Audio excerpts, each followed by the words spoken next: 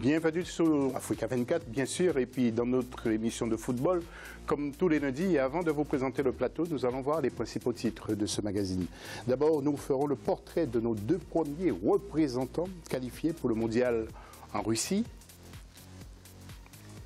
Deuxième grand titre, eh bien, c'est un focus sur le Sénégal, bien parti pour se qualifier grâce à son match à rejouer contre l'Afrique du Sud. Et puis troisième titre, nous irons en Inde pour faire le bilan après le premier tour de groupe du mondial des U17 avec nos représentants. Sur le plateau de l'AFC, l'Africa 24 Football Club, nous avons avec nous justement M. Éloi Buyo-Ganchang, qui est directeur de carrière de foot, qui appartient à Sport Management également et qui est agent sportif, n'est-ce pas monsieur? Oui, merci infiniment. Bonsoir José, bonsoir Douglas, bonsoir aux téléspectateurs et aux téléspectatrices. Oui, je m'appelle Éloi Buyo-Ganchang, je suis agent sportif, je suis directeur de carrière de foot et sport management et je suis aussi le représentant spécial de la Football Brothers Academy en Afrique et en Asie. D'accord, vous êtes bien sûr camerounais. Je suis camerounais, oui. Et ancien gardien de but, parce qu'avec des épaules pareilles. Oui, j'étais gardien de but, effectivement. Et voilà, je faisais peu à l'université, c'était incroyable. Hein, voilà. Et Yannick Salomon, qui est directeur de Football Brothers Academy, qui mène des opérations entre l'Europe et l'Afrique. C'est ça exactement, l'accompagnement de joueurs, de clubs, d'académies ou de sélections nationales. D'accord, et Joël Monluy, bien sûr, qui est notre éditorialiste, qui va commenter l'actu avec nous ce soir, Joël. Bonsoir José, bonsoir à tous nos téléspectateurs et téléspectatrices. La question aux internautes tout de suite.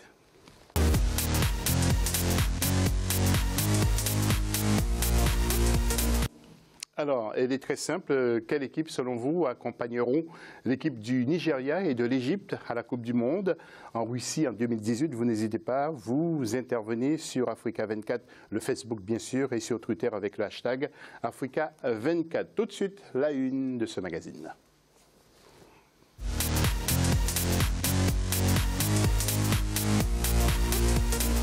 Et puis c'est la question, comme chaque lundi dans cette émission, là, voilà, quelle équipe qui pourra accompagner justement le Nigeria et l'Égypte à la Coupe du Monde en Russie? Vous intervenez comme d'habitude sur Facebook, Africa 24 ou sur Twitter avec le hashtag Africa 24. Jingle pour la une tout de suite.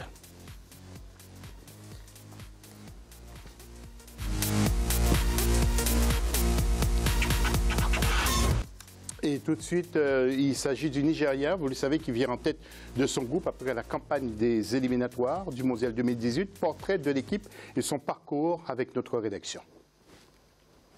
Pour les éliminatoires de la Coupe du Monde 2018, le Nigeria a été la première nation africaine à décrocher sa qualification le 7 octobre 2017. Les coéquipiers de John Obi Mikel ont battu la Zambie sur le score d'1-0 à Uyo lors de la 5e et avant-dernière journée. Les Super Eagles ont totalisé 13 points avec un goal différence de plus 8 devant la Zambie, le Cameroun et l'Algérie. Le Nigeria décroche ainsi sa 6e participation à une phase finale de Coupe du Monde. Le technicien allemand Gernot Rohr a réussi à redonner de l'espoir à cette équipe, notamment en renouvelant son effectif avec de jeunes talents comme Alex Iwobi, Kelechi Iheanacho ou encore Wilfried Ndidi.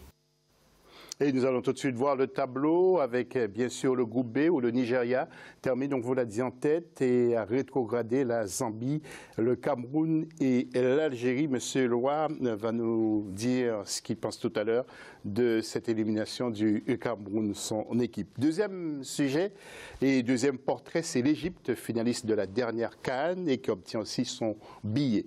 Voyez ce sujet de la rédaction.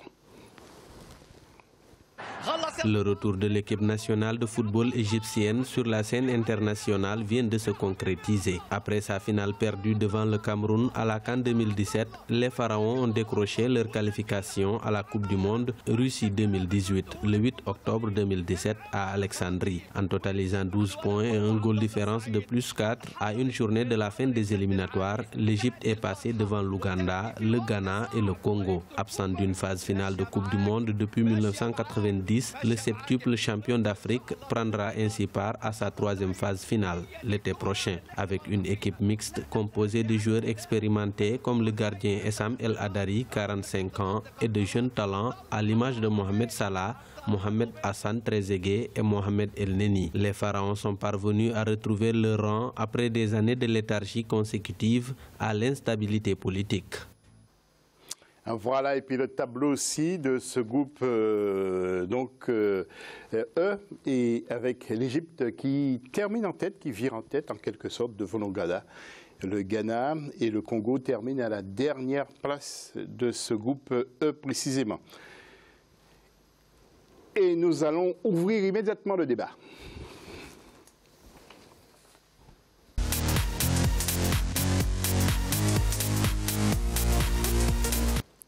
Monsieur Eloi, je m'adresse à vous, Eloi Buyo Ganchang, le Cameroun qui est éliminé, finaliste de la CAN, qui remporte la CAN.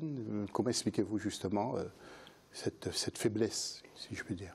Non, il ne s'agit pas d'une faiblesse, c'est juste que... L'équipe est affaiblie quand même, entre la CAN et cette équipe. Non, c'est que moi j'étais déjà passé sur un plateau où j'avais dit, lorsque vous avez remporté la CAN, vous devez continuer dans la même lancée, garder la concentration et essayer toujours de garder à l'esprit que c'est la Coupe du Monde qui compte après la CAN. Si vous baissez les pieds, si vous levez les pieds, alors si vous n'êtes pas concentré, si vous n'avez pas gardé le même état d'esprit que vous avez eu lors de la dernière CAN, croyez-moi, vous aurez beaucoup de surprises. Et donc, ils ont négligé les petits matchs qu'ils pouvaient prendre facilement des points, la Zambie et consorts, ces genres de matchs-là. Et c'est un problème notoire au niveau du sport camerounais. Chaque fois, il faut qu'ils soient dans des situations inconfortables pour chercher à se réveiller. Et là, moi, je dis, ça ne marche pas comme ça. Là. Chaque fois, c'est les mêmes questions, les mêmes choses. On appelle nos professionnels ici en Europe, ils prétestent. Et puis après, c'est quand l'heure est grave que voilà, ils disent, OK, moi, je vais venir, je peux faire quelque chose. Mais le problème, ce n'est pas ça. Le problème, c'est que la discipline manque un peu beaucoup. On a remporté la Coupe. Au sein des équipes. Oui. Au sein des équipes. Est-ce que c'est une bonne chose, justement, M. Salomon, qu'il y ait des entraîneurs étrangers qui aillent travailler avec des équipes africaines? Est-ce que c'est indispensable? Indispensable, je ne sais pas. C'est sûrement pour répondre à un manque des pays, un manque de compétences, de formation des cadres techniques. Et c'est ce qui manque, je pense. Ensuite, il y a tout le travail de formation des sélections. Vous soulignez le manque de compétences. Vous pensez que les anciens joueurs ne prennent pas assez au sérieux l'après-carrière? C'est un problème, ça? Ouais, enfin, je ne parle pas de compétences, je parle de formation. On a été un grand joueur, certes, mais après, être un grand entraîneur ou grand sélectionneur, c'est totalement différent. Ça se prépare, on se forme. Nous, en France, on est diplômés, on a une hiérarchie des diplômes, des spécialités qui font que, ensuite, dans l'encadrement, on est performant. Le football français, l'encadrement français est réputé, les diplômes sont reconnus à travers le monde et recherchés. Donc, c'est tout ce travail en amont avec les équipes, les sélections de jeunes qui est très, très important pour qu'après, lorsqu'ils arrivent sur la sélection A, ils aient les bases, les habitudes et surtout tactiquement des aptitudes pour pouvoir répondre à l'exigence du très haut niveau. Oui, Joël, les joueurs auxquels, et je vous laisse prendre la parole, les joueurs avec qui vous travaillez en tant qu'avocate, mais en tant aussi qu'agent de joueur, est-ce que vous leur conseillez l'après-carrière aussi également? Est-ce que vous leur donnez des idées? Alors, je vais répondre à votre question, mais juste avant, je vais juste revenir sur un point qui est aussi important. On se rend compte qu'il y a aussi un manque de confiance. Effectivement, il y a des problématiques au niveau de la formation, mais on se rend compte qu'il y a un manque de confiance, c'est-à-dire que les fédérations africaines ont tendance à faire confiance à l'autre, à l'Europe, en disant qu'ils vont faire mieux, alors qu'on se rend compte que quand on met des Africains à des postes, quand je pense à Liu Cissé, le travail est fait et il est très très bien fait. Donc je pense qu'il y a aussi cette problématique de confiance. Et il y a Kolo Touré aussi qui prépare ses diplômes bien évidemment. Pour pouvoir entraîner un jour peut-être la Côte d'Ivoire. Il faut aussi se faire confiance, les Africains.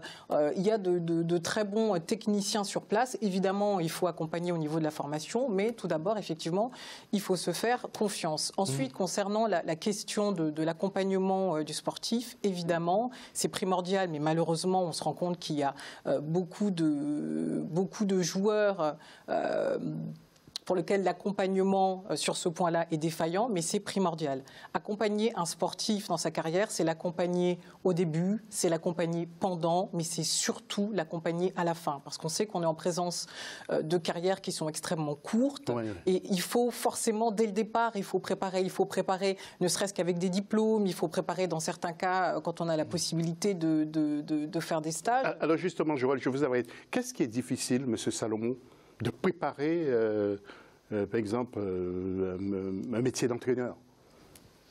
Il y a énormément de dominantes à maîtriser. Je veux dire, gérer une équipe, c'est gérer des hommes, c'est gérer des mais les anciens joueurs ont des facilités aussi, non? L'expérience, bien sûr, de haut niveau, les matchs, mais ça n'explique pas tout. Mettre une équipe sur un terrain, c'est pas mettre les 11 meilleurs joueurs sur le terrain. C'est une osmose, on le voit suffisamment avec l'équipe de France. Donc, entraîner, ce n'est pas simplement préparer athlétiquement des individualités et un groupe, c'est le préparer tactiquement. Ça, et vous travaillez pour ça, vous êtes en France, vous servez de tampon en Europe et en Afrique pour cela, visiblement. Visiblement, oui, c'est ça. Je réponds à des demandes, voilà, que ce soit de clubs, d'académies ou de sélections nationales qui sont à la recherche d'accompagnement, de venir en soutien, justement, de répondre à ce manque d'expérience pour pouvoir gagner du temps et surtout permettre, et c'est là le plus important, que chaque nation mette en place un plan de formation des cadres techniques et c'est tout le pays qui en sera récompensé, le football du pays qui pourra s'élever. Une grosse fierté, une très grande fierté du pays d'avoir un technicien qui a pu porter son équipe nationale au plus haut degré.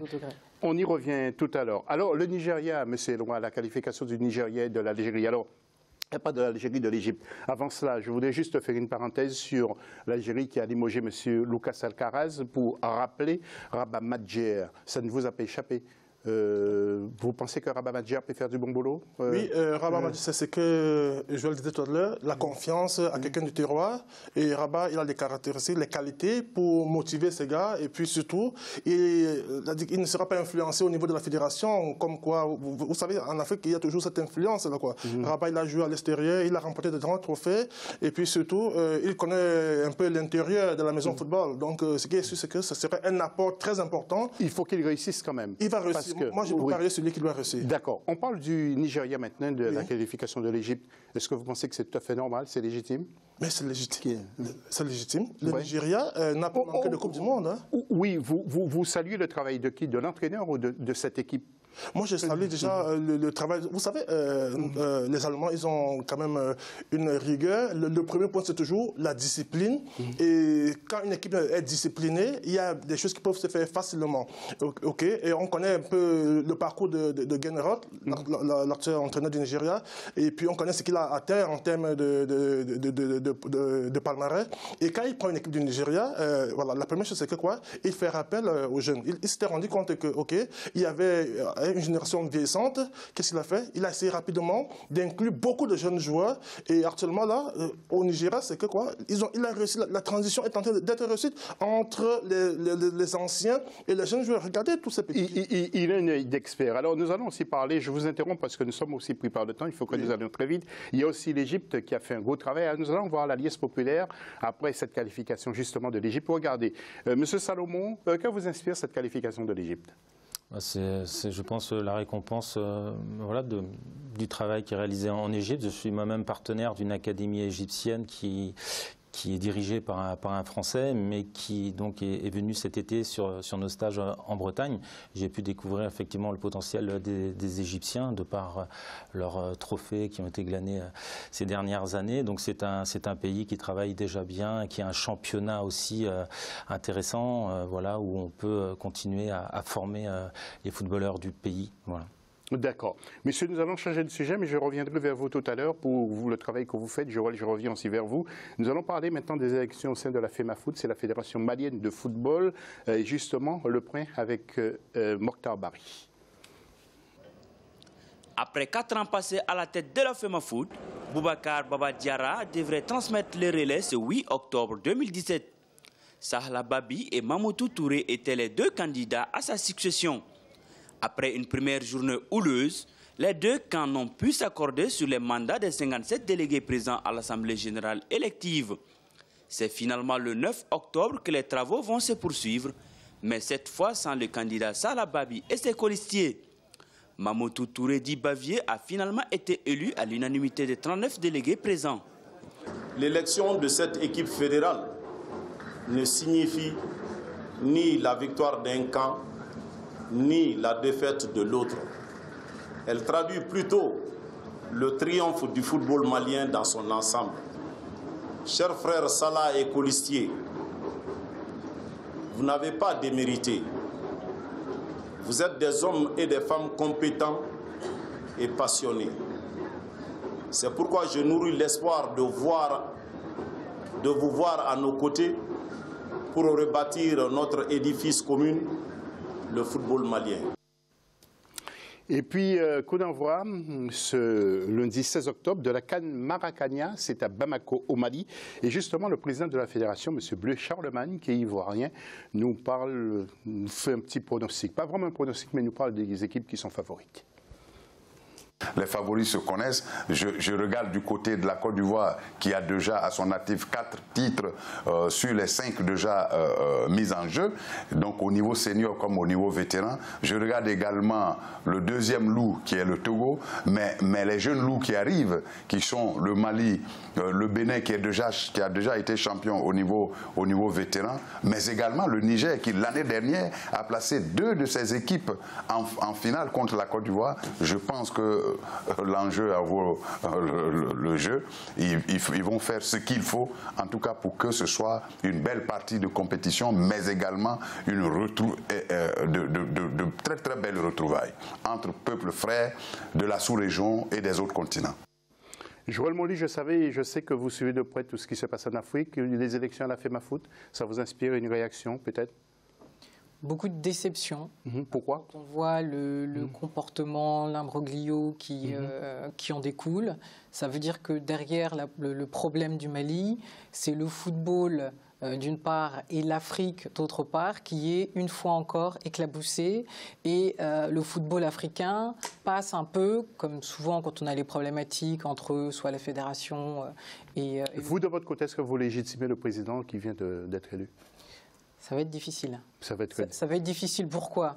Parce que on a les représentants de la CAF et de la FIFA qui n'étaient pas présents lors de cette élection. S'il y avait un représentant de la Mauritanie, de la CAF qui était présent. Les officiels qui étaient censés faire le travail, qui étaient présents la veille, n'étaient pas présents le jour concerné. C'est la raison pour laquelle l'autre camp un petit peu crie au scandale. Ça, c'est la première des choses. La deuxième des choses, c'est qu'ils n'étaient pas non plus présents. C'est-à-dire qu'on parle d'un quorum sur 39, alors que normalement, ils auraient dû être 57.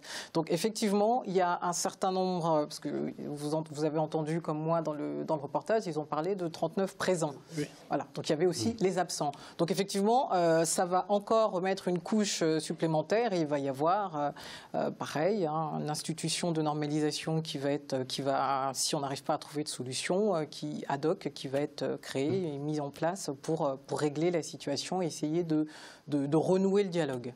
Le football arakanien, M. Eloi, vous voulez dire un petit mot? C'est une bonne chose pour l'Afrique, ce football? Cette compétition, pardon, qui a lieu à Bamako? Non, la compétition, c'est déjà... le football africain est déjà trop chargé, il y a déjà tellement de compétitions. Et voilà. Et ajouter le Maracana à ce qu'il y a déjà comme Coupe d'Afrique, qualification pour les Coupes du Monde et consorts. Le CHAN, etc. Le CHAN qui va commencer déjà, je crois c'est en janvier. Moi, je me dis c'est un peu quand même trop beaucoup. Mais toute initiative est bien supportée. Quand le gars il a rapporté ses moyens et quand les autres pays sont galvanisés, pourquoi ne pas soutenir? Oui. On se retrouve après la pause, justement, pour parler de votre action, de vos actions communes, justement. Et puis nous retrouvons Joël Moly aussi, notre éditorialiste. Nous, après une pause, on revient tout à l'heure. Nous parlerons aussi du Sénégal. À tout de suite.